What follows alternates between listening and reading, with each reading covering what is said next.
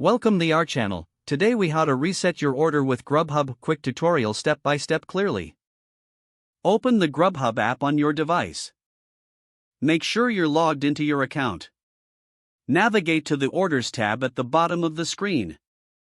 Locate the order you wish to reset. Tap on the order to view its details. Look for the option labeled Help or Need Help with this order. Select that option to proceed. You will see various issues listed. Choose Reset Order or a similar phrase. Follow the prompts to confirm your request. Review the information to ensure everything is correct. Submit your request for resetting the order. Wait for confirmation from Grubhub. Monitor your email or app notifications for updates on your request. Once confirmed, your order will be reset, and you can place a new one. If the page does not load, refresh the browser or try again in a private or incognito window.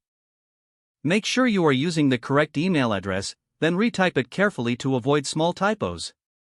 If your password is not accepted, use the reset option and create a new strong password you can remember. Check your spam folder for verification or security emails, then complete any requested confirmation steps.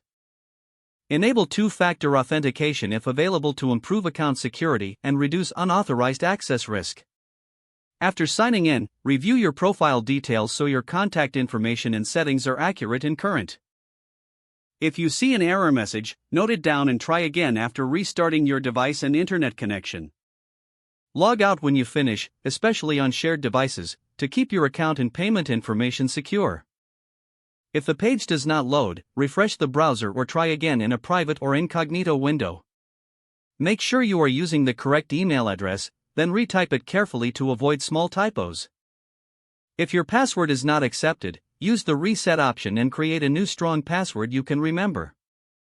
Check your spam folder for verification or security emails, then complete any requested confirmation steps.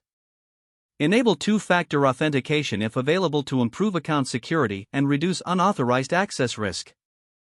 After signing in, review your profile details so your contact information and settings are accurate and current.